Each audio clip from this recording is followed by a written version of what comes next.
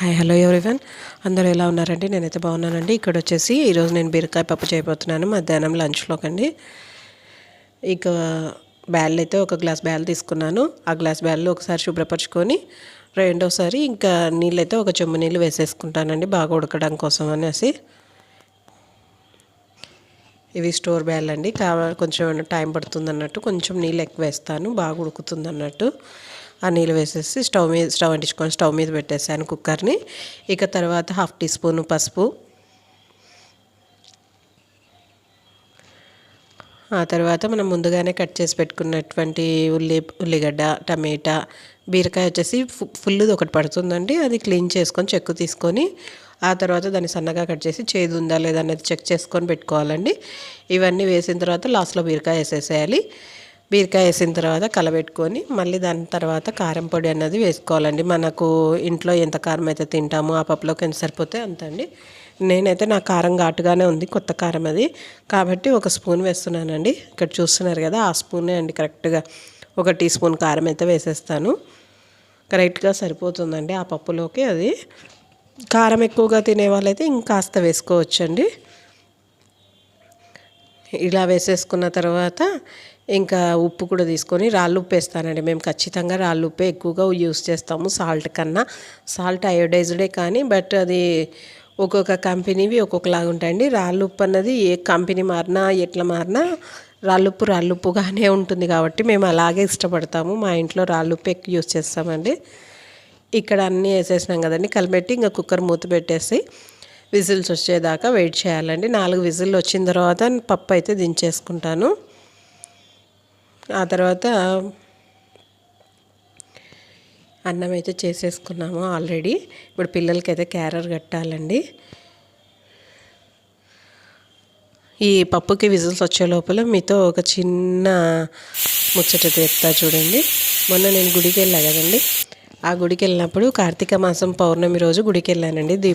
దీపోత్సవం ఉంది కాబట్టి దీపాలు వదులుదామనేసి వెళ్ళామండి. 365 ఒత్తులు వెలిగించి అలాగే దీపాలు వదిలేసి వద్దామనేసి సంకల్బాగ్ అయితే వెళ్ళాము. సంకల్బాగ్ ఎక్కడ అనేది కర్నూలు వాసులకైతే అందరికీ తెలుసండి, దగ్గరలో ఉన్న వాళ్ళకు కూడా తెలిసే ఉంటుందండి. మేబీ తెలియకపోతే ఒకసారి అడగండి, నేను చెప్తాలేండి. మోస్ట్లీ అందరికీ సంకల్బాగ్ అన్నది తెలుసండి, టీజీ వెంకటేష్ గారి వాళ్ళ ఇంటి దగ్గర అండి.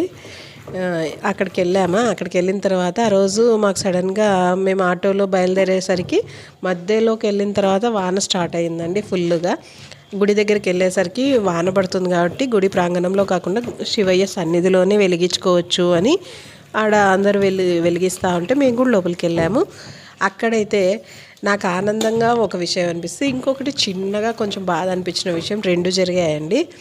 వెంటనే 2 చూపించాడు ఆ శివయ్య తండ్రి. కాకపోతే నేను చెప్పిన విషయం విని మీకేమనిపిస్తుంది అన్నది కామెంట్స్లో అయితే ఖచ్చితంగా పెట్టండి. అది మంచిదంటారా కాదంటారా అన్నది కూడా ఖచ్చితంగా మీరేమనుకుంటున్నారు అన్నది నేను తెలుసుకోవాలనే ఈ వీడియోతో పాటు అవి చెప్తానండి. ఏంటంటే శివయ్య సన్నిధిలో డైరెక్ట్ శివుడి ముందే దీపోత్సవం చేసుకునే అవకాశం ఇచ్చారు గుడి వాళ్ళైతే.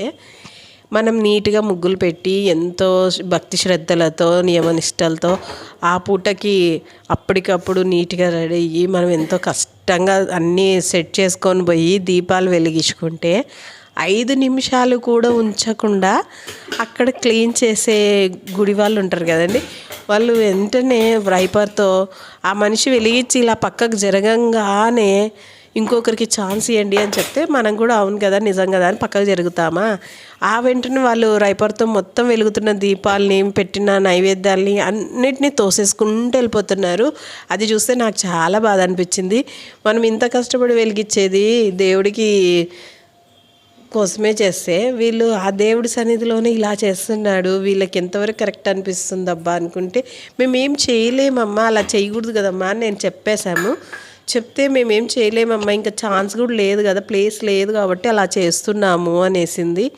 సరే అది కూడా కరెక్టే లేండి, కాస్త రియలైజేషన్ అయ్యి ఇంకా నది దగ్గరికి వెళ్ళి దీపాలు అయితే వదిలేసుకున్నాము.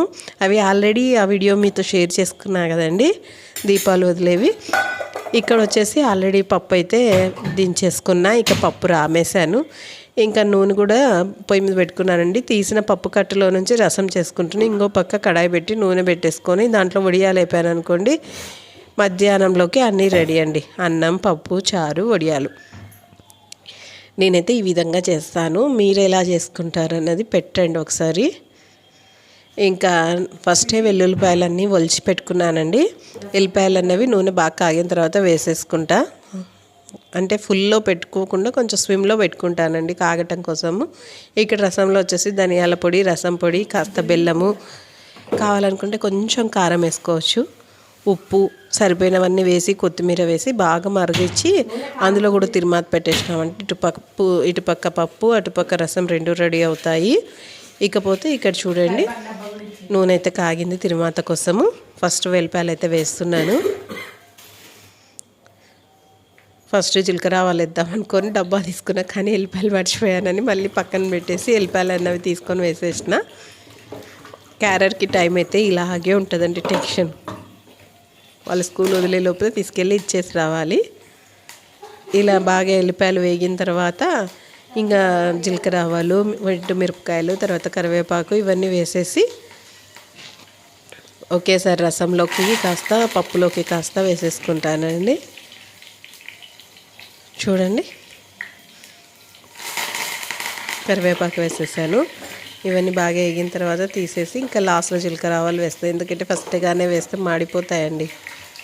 ఒక్కసారి అలా కలబెట్టుకున్నాం అనుకోండి అన్నీ ఈవెన్గా వేగుతాయి అన్నమాట.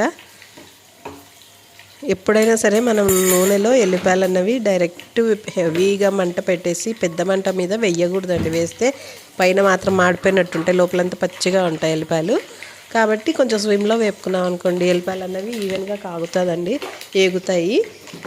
ఇకపోతే ఇంకా రసం అన్నీ అయిపోయినాయండి. ఇక్కడ చూడండి తిరుమాత కూడా రెడీ అయ్యింది.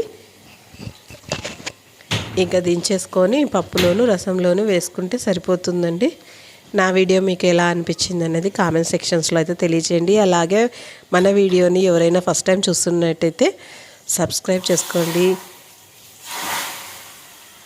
పక్కన ఉన్న బెల్ ఐకాన్ని క్లిక్ చేసి ఆల్ అన్న సింబల్ని క్లిక్ చేయండి. అప్పుడు నేను పెట్టే ప్రతి వీడియో నోటిఫికేషన్ అన్నది మీకే ముందుగా వస్తుందండి.